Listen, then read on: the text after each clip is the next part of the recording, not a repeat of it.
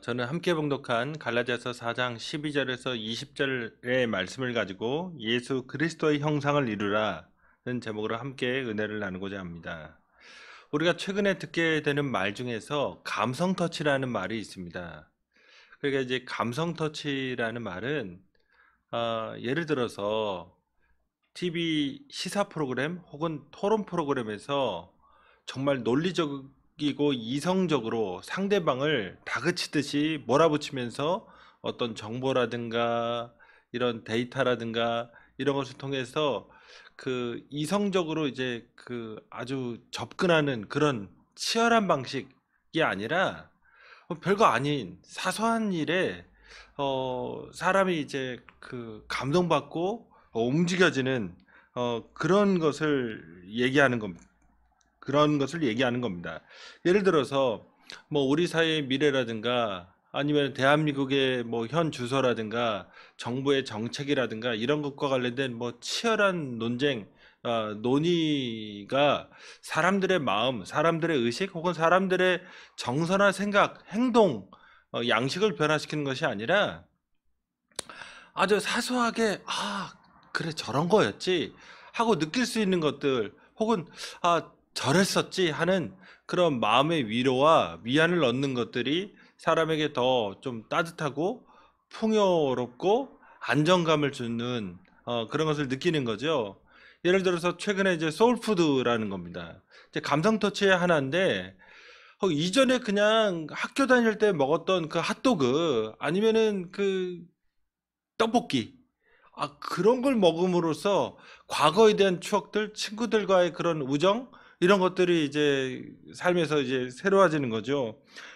아니면은 뭐 학교 다닐 때 외웠던 시들, 뭐 그냥 시험 보기 위한 시가 아니라 내 마음을 이렇게 풍요롭게 했던 그 시들 속에 빠져드는 것, 아니면은 학창 시절에 들었던 음악들, 뭐 사소한 음악들이고 옛날 음악이고 지금에 비하면 뭐 그런 악기라든가 이런 것들이 그렇게 더 뭐 좋진 않지만 정말 우리의 그 감성을 자극하는 그런 것들을 들을 때 안정감을 얻기도 합니다. 아니면은 그냥 길을 가다가 예전이랑 변화되지 않는 그런 전경을 보는 거죠. 학교 다닐 때 혹은 뭐 살았던 지역에 그런 곳에 갔더니 우연히 옛날 골목길을 발견했는데 혹은 옛날 상점을 발견하거나 바뀌지 않은 모습에서 과거를 추억하면서 따뜻해지는 것을 느끼기도 하고 아니면 한 장의 사진 같은 걸 보는 겁니다.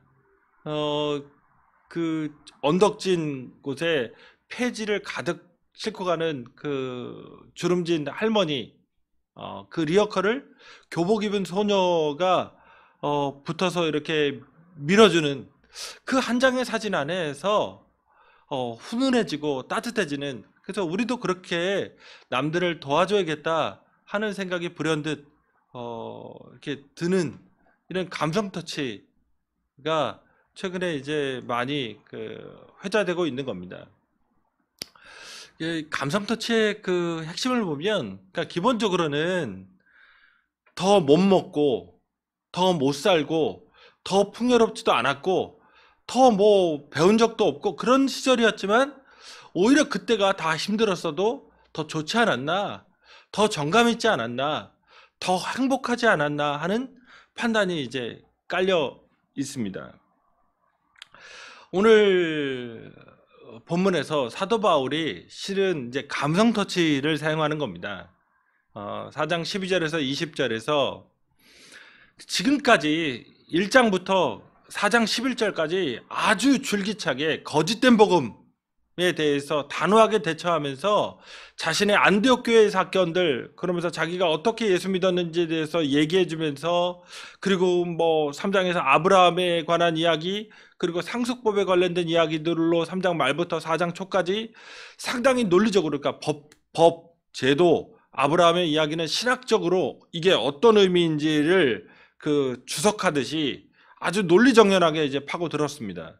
그런데 또 생각해 보면 이렇게 논리정연한 것 혹은 치열한 어떤 논리 구조를 갖고 사람을 상대하는 것이 사람을 많이 변화시킬까요? 그러지 않을 수 있죠.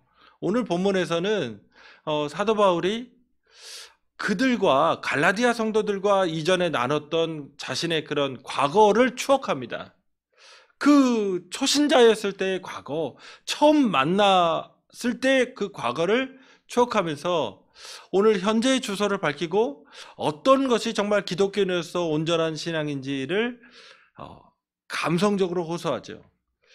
그 대표적인 단어가 자녀들아라는 표현입니다. 갈라디아서에서는 여기밖에 안 나옵니다. 그러니까 그들과 자신의 관계를 그 부모와 자식 관계로, 이 애절한 관계로 묘사하고, 또 나중에 가면 해산하는 수고라는 표현을 씁니다. 그러니까 어머니가 자식을 낳듯이, 그 생명 걸고 낳았듯이 그런 과거에 끈끈했던 그런 이야기들을 주제로 해서 이제 호소합니다.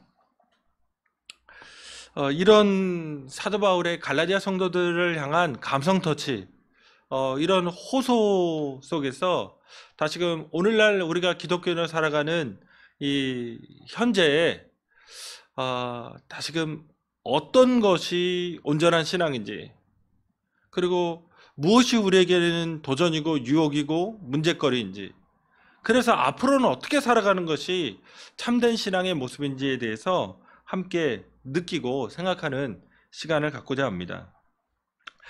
첫째로, 온전한 신앙은 연륜이 지나간다고 해서 성장하는 게 아니고 순전한 복음을 그대로 그냥 믿는 거니까, 그 신앙이라고 하는 것이. 그래서 중요한 것은 처음 믿었을 때의 그 감격과 감사, 그 사랑을 잊지 말아야 된다는 겁니다. 갈라디아 교회에 사도 바울이 이 편지를 보내는 것은 그들이 유대주의자들의 유혹을 받아서 할례라든가 음식법이라든가 절기나 안식일을 지키는 것으로 하나님 앞에 당당히 서겠다, 그래야 은혜 받을 수 있다, 내가 무언가 하나님 앞에 이렇게 드러내야 내 신앙이 온전한 것이다 하는 그 유대주의자들의 유혹을 받았기 때문에 사도 바울이 갈라디아서를 기록한 거죠. 근데 저번에 한번 말씀드렸듯이 갈라디아라고 하는 것이 지방의 명칭이지 도시의 명칭이 아닙니다. 그러니까 갈라디아는 비스디아, 안디옥, 루스트라, 더베, 이고니온이라고 하는 최소한 4개 도시 이상으로 구성된 거대한 주입니다. 그러니까 지금 우리식으로 말하면 경기도 교회, 서울 교회, 아니면 한국 교회라고 하는 이 통칭이라고 생각하시면 됩니다. 그러니까 한두 교회가 무너진 게 아니에요. 그 지역사회, 그 전체 국가적인 규모로 유혹을 받은 겁니다. 그러면 이런 그 위기적 상황에서 사도 바울이 감성 터치, 그러니까 과거에 대한 회고로 그들에게 호소합니다. 12절 말미에 보면 사도 바울과 갈라디아 성도들의 과거를 얘기하면서 너희가 내게 해롭게 하지 아니하였느니라고 얘기합니다. 그 해롭게 하지 않는 이유가 또 하나는 뭐냐면 14절에 시험하는 것이라는 표현이 나옵니다. 이게 육체적인 질병이거든요. 오늘 본문에 나오는 것이. 그러니까 고대 사람들에게 있어서 육체적인 그 또 심한 질병, 혹은 상당히 보기 역겨운 그 질병은 사탄의, 귀신의 역사로 그렇게 평가하는 것이었습니다. 그러니까 이제 고린도후서 12장에서도 육체의 가시를, 자기가 갖고 있는 육체의 가시를 얘기하면서 3번 기도했다고 말하죠. 그런데 이 육체의 가시를 사도 바울이 고린도후서 12장에서 또 다른 말로 표현합니다. 이게 사단의 사자라는 표현을 씁니다. 사탄의 사자. 그러니까 그 고린도후서 12장을 보면 하나님께서 그를 겸손하게 하려고 육체의 가시를 주신 걸로 얘기하지만, 또 하나는 사탄의 사자가, 그러니까 하나님이 주신 건지 사탄이 준 건지 자기도 모호합니다. 어쨌든 고대인들에게 질병은 사탄이 주는, 마귀가 주는 역사로, 악한 것으로 그렇게 취급이 되었습니다. 그렇기 때문에 그것을, 그 부정한 사람, 그렇게 병든 사람을 만나면 자기에게도 사탄이 역사할 수 있으니까 방어적인 자세를 취하게 돼 있습니다. 14절에 그럼에도 불구하고 사도 바울을 만났던 갈라디아 성도들은 뭐라고 얘기하냐면 업신여기지도 아니하며 버리지도 아니하였다라고 표현합니다. 여기서 버리지도 아니하였다는 이 동사는 기본적으로 침을 뱉다는 겁니다. 그러니까 사탄이 역사할 때 나와 상관이 없다는 것을 나타내기 위해서 액땜하는 거죠. 침을 뱉는 것, 그리고 그를 거부하고 쫓아내는 것, 이게 그 당시 사람들의 문화였던 겁니다. 그런데 사도 바울의 그런 질병에도 불구하고 그 갈라디아 사람들이 예수 그리스도의 복음을 증거했을 때 영접해 줍니다. 따뜻하게. 그러면서 오히려 천사처럼, 그 이후에 15, 16절을 보면 천사처럼 영접해 줬다고 말합니다. 여기서 천사는 그 당시 사람들의 또 생각이 있어요. 천사가 나타나면 축복과 좋은 일을 가져온다고 생각한 겁니다.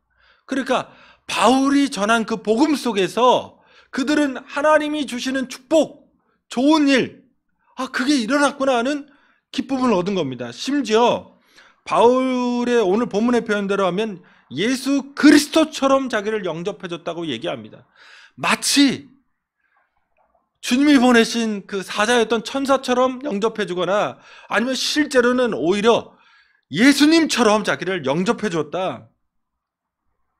그러면서 15절에서 눈이라도 빼앗았을 거다 라는 표현을 쓰는데, 우리식으로 얘기하면 우리는 제일 중요한 부위가 뭘까요? 간이죠. 간이라도 빼어준다. 그렇죠? 그런데 고대 세계, 지중해 세계에서는 눈이 가장 신체에서 중요한 장기였습니다. 그러니까 기관이에요. 그러니까 우리가 말하는 간을 빼주다는 표현이나 같은 겁니다. 그러니까 희생이나 위험도 감수하고 사도 바울을 그렇게 극진하게 대접해줬던 갈라디아 성도들의 과거가 있었던 겁니다. 그런데 이제는 유대주의자들의 유혹을 받아서 사도 바울과 좋지 않은 관계, 오늘 본문에서는 원수라고까지 얘기합니다. 지금 적대적인 관계가 되어버린 거예요. 이게 무슨 문제가 있을까요? 다시금 복음을 처음 받아들였을 때 왜 기뻤을까요? 왜 갈라디아 성도들은 그렇게 병든 모습으로 사도 바울이 복음을 증거했어도 그렇게 기뻐하고 즐거워했을까요? 복음의 핵심이 있습니다. 그게 예수 그리스도를 하나님이 이 땅에 보내셨고, 그 예수님께서 십자가 위에서 몸짓고 피 흘리셔서 우리를 구원해 주셨다는 그 핵심 내용입니다. 여기에 인간의 공로가 없어요. 인간의 지식도 없어요. 인간의 돈도 필요가 없어요.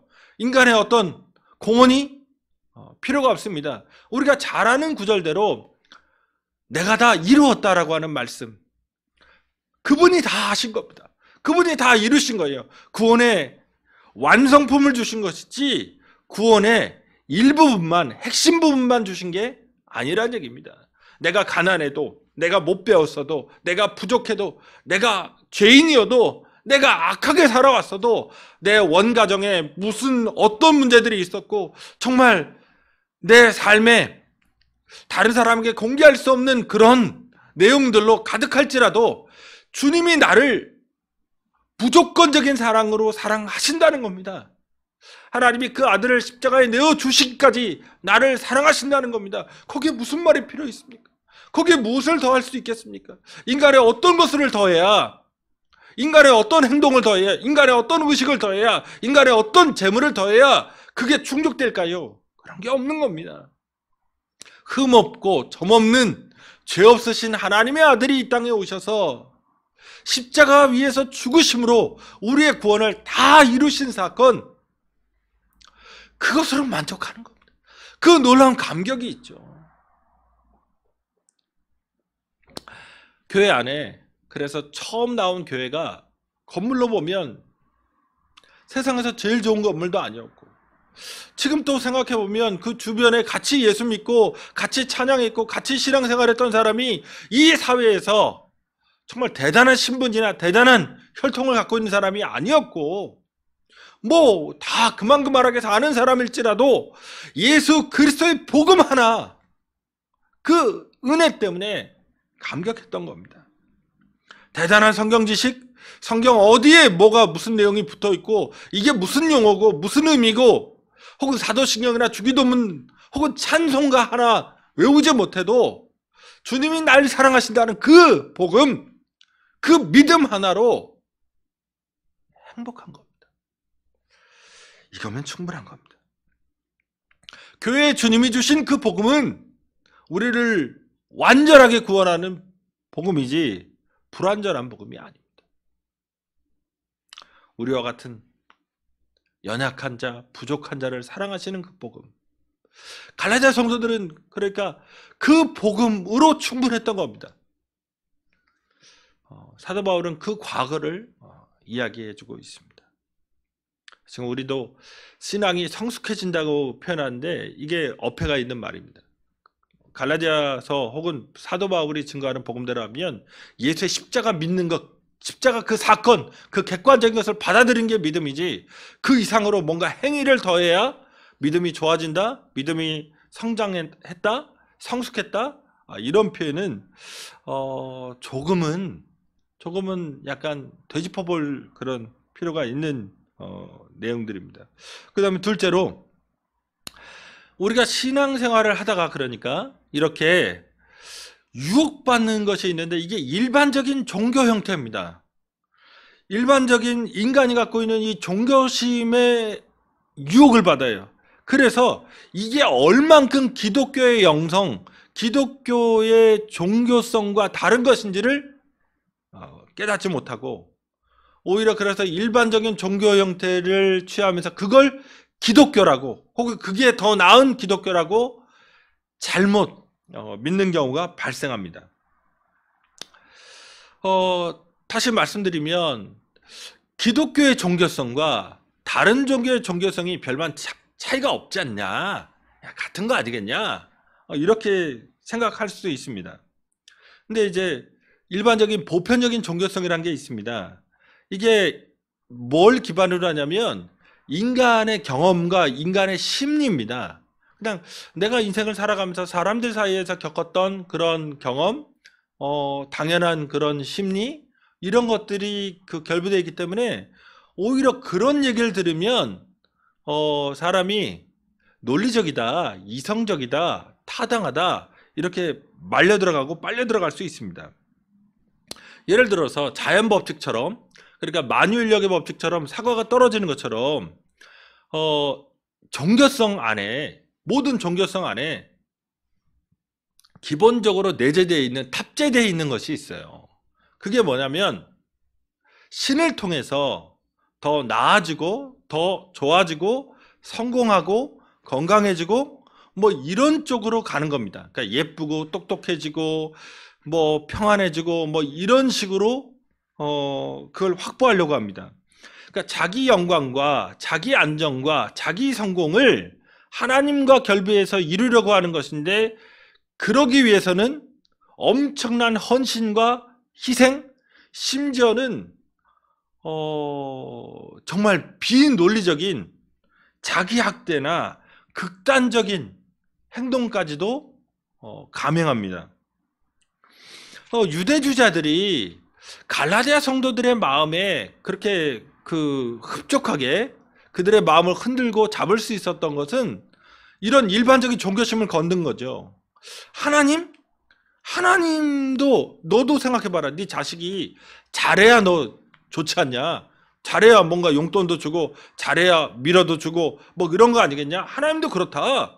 그러니까 인간과 하나님을 동일시하는 겁니다. 그런 논리 속에 들어가는 거예요. 그러니까 일반적인 종교, 그들이 예수 믿기 전에 무종교인이 아니죠. 그리스의 수없이 많은 종교들을 알았던 겁니다. 그들의 신은 뭔가를 하면, 제사를 지내거나 뭐 기도를 한다거나 무슨 일을 하면 신이 되게 기뻐서 응답해 주는 것이고, 유대교도 마찬가지인 겁니다. 뭔가 희생제물을 드리거나 금식하거나 안식일을 지킨다거나 절기를 지킨다거나 그런 거 할 때 하나님이 더 기뻐서 그들의 삶에 응답 주신다. 그러니까 이게 그리스 종교든 유대교이든 상관하지 않고 인간의 기본적인 경험과 심리를 파고드는 겁니다. 그러니까 인간의 기본적인 사회생활을 종교로 번역한 거예요. 똑같이 그렇게 생각한 겁니다. 그러니까 또 생각해보면 예수 믿고 나서도 성공하고 싶고 안정되고 싶고 평안하고 싶고 뭔가 그렇게 풍요롭고 싶고 이런 내 스스로가 그 하나님 안에서 뭔가 잘 되는 나를 경험하고 싶은 것이 있죠. 그것을 파고드는 겁니다. 일반적인 종교심은. 그런데 잘 생각해 보시면 예수님이 그렇게 하셨는가를 보셔야 됩니다. 예수님이 이 땅에 죄인들을 구원하시기 위해서 오십니다. 그러면서 하나님의 나라를 선포하셨어요. 그러니까 성전을 중심으로 해서 수없이 많은 종교행위들, 종교 지도자들, 그리고 종교적인 유산들, 관습들, 절기들 넘쳐나고 있는 그것을 등지시고 예수님께서는 하나님 나라를 말씀하시면서 결국에는 그 하나님이 진짜 이런 분이라는 걸 보여주신 것이 십자가 부활입니다. 그 십자가를 통해서 더 이상 인간의 노력이 붕괴됩니다. 인간이 하는 것이 아니라 하나님이 하신다는 거예요. 하나님이 오신 겁니다. 하나님이 죽으신 거예요. 하나님이 부활시킨 겁니다. 거기에 인간은 아무도 껴있는 인간이 없어요. 제자들마다 다 도망갔습니다. 그러니까 하나님 앞에 설 수 있는 기반은 인간의 기도가 아니고 인간의 금식도 아니고 인간의 절기도 아니고 인간의 음식을 가려먹는 것도 아니고 인간이 어떻게 아침부터 저녁까지 어떤 행위를 하는 것에 있는 것이 아니라 하나님이 하신 것을 기반으로 그 예수의 십자가 사건을, 그 부활의 영광을 믿기만 하면, 그 발판 위에 올라서면 누구든지 구원을 얻는 겁니다. 사마리아 수가성에 있는 여인이든 니고데모이든 그것이 그 앞에 예수님 돌아가실 때 오른편에 넣었던 강도이든 누구든지 간에 사회적 신분과 과거와 그런 혈통과 인종과 상관없이 구원을 얻는 겁니다. 하나님 나라가 그런 거라는 거예요. 인간의 나라라면, 인간의 제도라면 인간의 공로가 있죠. 인간의 혈통이 있죠. 인간의 장점과 인간의 우월성, 이런 것들을 더 확보하면 더 나아지니까요. 그러나 하나님의 나라는 그런 나라가 아니라는 겁니다. 오히려 바리새인과 서기관보다 세리와 창기가 하나님 나라에 들어가기 쉽다. 이게 예수님의 말씀입니다. 오로지 하나님의 은혜로 들어가는 나라. 그래서 그 하나님의 십자가의 은혜로 함께 형제와 자매로서의 삶을 누리는 것이 교회의 모습이었던 겁니다. 이 복음 안에서 그들이 기뻐했어요. 갈라디아 사람들이. 15절에서 너희의 복이 지금 어디 있느냐 얘기합니다. 이 복이란 말이 그리스어로 마카리스모스거든요. 이게 행복이란 말입니다. 그리고 그 동사는 마카리조인데 이게 축하하다예요.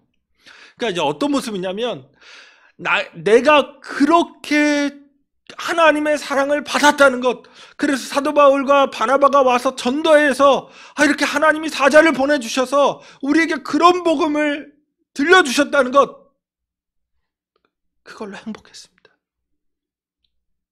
그리고 이게 축하하다라는 동사에서 파생된 거니까 내가 복 받았다고 스스로 축하했어요. 야, 나는 이제 됐네. 내가 하나님의 사랑받고 있네. 이게 영원한 생명의 길, 하나님이 나를 거기로 초대하셨네. 그런 기쁨 속에서 예수 믿기 시작했는데, 그래서 그런 사회적인 차별, 종교적인 차별, 인종적인 차별, 문화적인 차별을 극복하고 하나의 교회로서 함께 그리스도를 영화롭게 하는 찬양을 올려드렸는데, 그러면서 그 안에서 예수 믿은 것이 이런 것이구나, 하나님 나라가 이런 것이구나, 그래서 그런 차별을 넘어서야겠다. 우리가 바울서신에서 보듯이 주인과 종이 같이 한 집에서 예수 믿으면서 서로 성실하게 대하고 형제로서 대하고 다른 그 시대에서 볼 수 없는 그런 노사 문화가 결정되는 거죠. 부모, 이 부부관계도 아내를 학대하고 정말 그 욕하고 저주하는 때렸던 그 문화가 아니라 아내를 같이 유업받을 자로 귀하게 여겨주는 문화가 된 겁니다. 차별이 없으니까요. 고대 사회에서 아이는 성인 되지 않는 아이는 로마법에 의하면 그러니까 아버지가 살해해도 됩니다. 마음에 드는 자식이 있으면 그냥 아버지가 죽이면 돼요. 그게 법이에요. 그런데 그 아이, 내 마음에 안 든다 학대하는 게 아니라 그 아이가 하나님이 주신 자녀라는 것 때문에 노엽게 하는 것이, 막대하고 욕하고 그러는 것이 아니라 그 아이의 기도 살려주고 그 아이의 정서도 돌봐주고 그렇게 기독교 가정이라는 것이 그렇게 세상과 다른 모습으로 살았던 겁니다. 내가 주님께 사랑받았던 거죠. 그래서 다 행복했어요. 세상과 다른 모습으로 살았습니다. 그런데 갈라디아 교회에 유대주의자들이 들어와서 하나님은 그런 하나님이 아니다. 유대인의 하나님이다. 이런 것들을 다 지켜야 된다. 다시금 기독교 신앙은 이렇게 신앙의 우열을 가리는 게 아니면 누구의 신앙이 좋고 누구의 신앙이 안 좋고 그런 거 없습니다. 그리스도 예수의 십자가를 믿기만 하면 되는 겁니다. 믿음의 정도를 구별하지 않습니다. 하나님이 어떻게 하시면, 어떤 행위를 하면, 어떻게 반응하면 우리가 응답하신다? 그런 것도 없습니다. 오직 주를 믿기만 하면 주님께서 우리의 삶에 합력하여 선을 이루어 주십니다. 그래서 사도 바울이 오늘 놀라운 얘기를 던집니다. 뭐냐면 12절에서 형제들아 내가 너희와 같이 되었은즉 너희도 나와 같이 되기를 구하노라. 여기서 놀라운 얘기죠. 내가 너희처럼 됐다. 이건 이방인처럼 됐다는 얘기예요.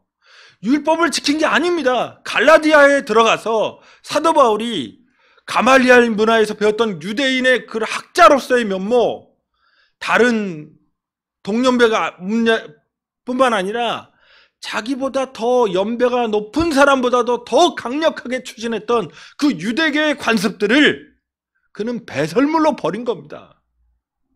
그리고 그들처럼 이방인처럼 먹고 마시면서 그들에게 복음을 증거한 거예요.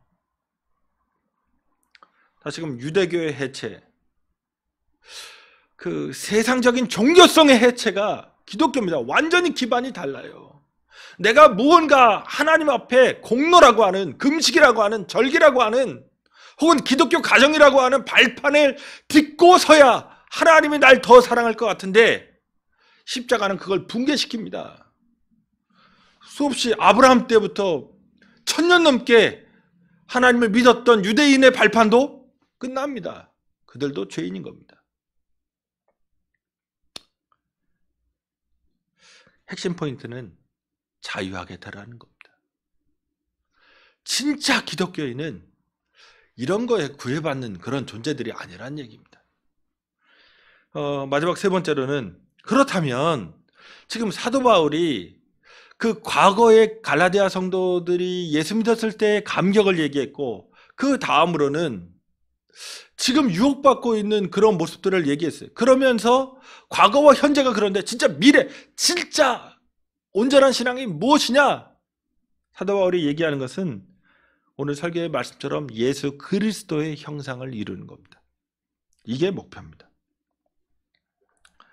19절을 보시면 나의 자녀들아, 자, 앞서 말씀드렸죠. 이게 가장 감성 터치하는 자녀라는 용어는 갈라디아에서 여기밖에 안 나와요. 너희 속에 그리스도의 형상을 이루기까지 다시 너희를 위하여 해산하는 수고를 하노니, 저는 이 구절 읽으면서 최고의 감성 터치라고 생각했습니다. 뭐냐면 지금 다시 해산하는 수고를 한다고 하잖아요. 자녀를 낳아보시면 압니다. 한 자녀를 2번 낳는 아낙네 부모가 없죠. 아니, 한 번 태어난 애를 또 어떻게 낳아요? 지금 사도 바울은 그 목숨 걸고 갈라디아 성도들을 낳았던 자신의 과거, 그들과 그렇게 사랑하면서 그 고난 중에, 그 아픔 중에, 그 질병 중에 수고하면서 낳았던 그 과거를 얘기합니다. 그게 해산하는 수고처럼 어려웠다는 거예요. 실제로 그랬습니다. 루스트라에서, 바로 이 갈라디아 교회의 하나의 그 교회인 루스트라에서 그는 돌로 맞아 죽을 뻔했습니다. 질병도 있었는데 그 병든 바울이 돌에 맞아서 사람들이 죽은 줄 알고 성 밖으로 끌어냅니다. 루스트라에서. 그때 사도행전 보시면 비스디 안디옥과 이 더베, 이고니온에서 온 사람들이 돌로 쳤습니다. 그런 수고의 대가를 또 할 수 있다는 거예요. 또 돌에 맞을 수 있다. 또 비판받을 수 있다. 다시 너희를 얻을 수만 있다면 나는 그 시절로 돌아가서 그렇게라도 할 수 있다 라고 밝히는 겁니다. 그러면서 목적이 나왔죠. 같은 절에서 그리스도의 형상을 이루기까지. 그리스도의 형상을 이루기만 한다면, 이 그리스도의 형상이라는 표현을 사도 바울이 여기서만 쓰지 않습니다. 빌립보서 2장 6절에 서도 쓰고 8장 29절, 로마서 8장 29절에서 형상이란 말을 씁니다. 형상을 본받다. 고린도 교회에다도 썼어요. 그와 같은 형상이란 말. 자, 빌립보 교회, 그러니까 마케도니아 교회든 로마의 교회든 고린도의 교회든 갈라디아에 있는 교회든 사도 바울이 성도의 목표로 그 어느 교회든, 그것이 터키에 있든 마케도니아에 있든 그리스에 있든 로마에 있든 한 가지 목표입니다. 그리스도의 형상을 이루는 겁니다.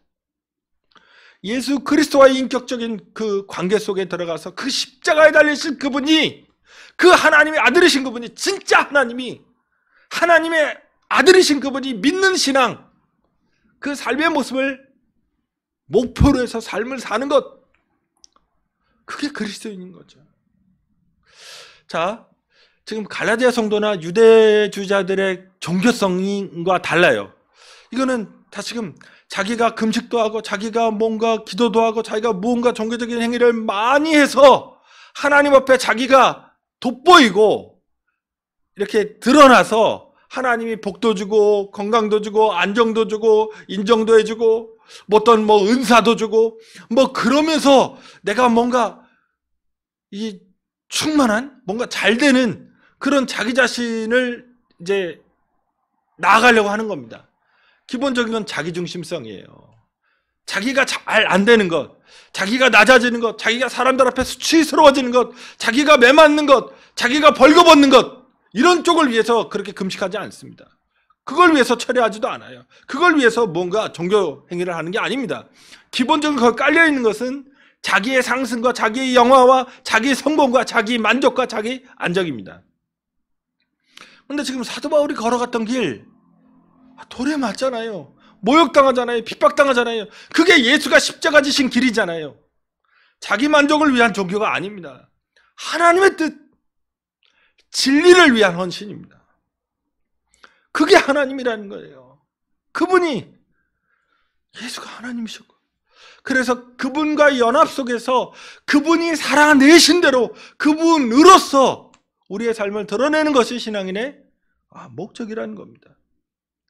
그래서 같은 갈라디아서에서 사도 바울이 자기 인생 목적을 얘기했어요. 우리가 잘 아는 2장 20절입니다. 내가 그리스도와 함께 십자가에 못 박혔나니 그런즉 이제는 내가 사는 것이 아니요 오직 내 안에 그리스도께서 사시는 것이라. 이제 내가 육체 가운데 사는 것은 나를 사랑하사 나를 위하여 자기를 버리신 하나님의 아들을 믿는 믿음 안에서 사는 것이라. 예수는 어떤 분이죠? 자기 자신을 버리신 분입니다. 십자가에서 죽으신. 그럼 바울은 어떤 사람이죠? 나도 예수와 함께 십자가에 못 박힌 겁니다. 자기 죽음을 선언합니다. 그래서 결국엔 누가 사는 것이냐? 사도 바울에게 그리스도께서 사시는 것이다. 나는 죽어져야겠고 그리스도는 커지는, 나는 낮아지고 그리스도는 높아지는 삶으로 살아내는 겁니다. 이게 일반적인 종교성과 기독교가 걸어갔던 길이 얼마나 다른 것인지 그걸 깨달으셔야 됩니다. 그런데 한국교회의 가르침이 상당히 유대주의자들과 닮아 있죠. 일반적인 종교적 심성과 닮아 있습니다. 인간의 자아를 부추깁니다. 그런 종교적인 노력과 헌신과 그것을 통해서 자기 자신을 이 세상 안에서 구축하려고 합니다. 우리가 나그네이고 행인인 것을 망각하게 만듭니다. 오늘 우리의 인생의 목적, 우리의 신앙의 목적은 그리스도께서 우리를 통해서 드러나시는 겁니다. 내 가정생활에서, 내 배우자에게 대하는 것으로, 내 자녀에게 대하는 것으로, 혹은 내 직장에서 만나는 사람들 속에서 예수 그리스도를 드러내는 그런 책임이 우리에게 있습니다. 주님이 우리를 사랑하셨기 때문에, 우리에게 영원한 구원을 값없이 주셨기 때문에, 완전한 구원을, 그 생명, 그 보혈을 흘려서 주셨기 때문에 그 감격 속에서 그렇게 드러나는 거죠. 말씀 맺겠습니다. 신앙이라고 하는 것이 연륜에 의해서 더해지는 것이 아닙니다. 뭘 성장하는 것도 아닙니다. 예수 그리스도를 믿으면 되는 겁니다. 그 예수 그리스도의 은혜를 받아들이기만 하면 됩니다. 그냥 교회 학교 애들처럼 그냥 예수 믿으면 강 같은 기쁨, 바다 같은 평화가 임하는 거죠. 그거면 되는 겁니다. 그리고 나서 유혹받지 않는 것, 내가 무언가를 해서, 무언가를 발판으로, 무언가를 기반으로 내 공로와 내 헌신과 내 그 행위를 통해서 하나님 앞에 서겠다고 하는 태도를 버려야 됩니다. 그건 기독교가 아닙니다. 오히려 그것은 그리스도 예수의 복음을 짓밟는 것이고 하나님의 원수되는 것이며, 사도 바울이 얘기하듯이 자신과도 원수되는 일입니다. 그러므로 진정한 기독교인의 삶은 하나님이 허락하신 이 구원의 완전한 순수한 복음을 기쁨으로 받아들이고 그 기쁨과 감격 속에서 그리스도의 형상을 이루는 것, 예수 그리스도께서 내 인생에 드러나게 하는 것, 내 삶에서 조금이라도 그분의 향기가 나타나게 하는 것, 그것이 온전한 신앙이고 온전한 삶의 신앙의 목표임을 잊지 마시고 그와 같이 예수님 닮는 모습으로 삶을 살아내시는 저와 여러분 되시기를 주님의 이름으로 축원드립니다. 기도하시겠습니다. 고맙고 좋으신 아버지 하나님, 때로 우리는 종교는 그만한 것이고 그저 그렇게 대동소이한 것인데, 우리는 마치 서양의 종교를 받아들이고 더 고급적인 종교, 더 순수한 형태의 종교를 받아들인 것으로 별 차이 없이 다 인생이 그런 것이지 하고 살아갈 때도 있습니다. 그러나 기독교의 복음이 이 세상의 종교성과 얼마나 다른 것인지 다시 한번 깨닫고 생각할 수 있는 시간을 주심을 감사합니다. 우리가 무언가 해서 구원받는 것이 아니고, 무언가 낳기 때문에 구원받는 것도 아니고, 뭔가 대단한 열심과 헌신을 기반으로 해서 구원을 확보한 것도 아닙니다.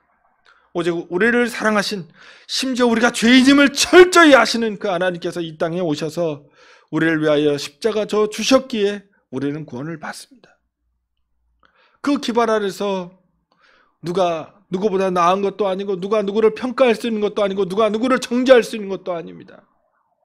주님, 다시금 예수 믿는 신앙의 본질이 무엇인지 깨닫게 하시고, 그 본질에 알맞게 합당하게 그 주님의 구원의 은혜를 있는 그대로 받아들이고 기뻐하고 감격 속에서 감사하고,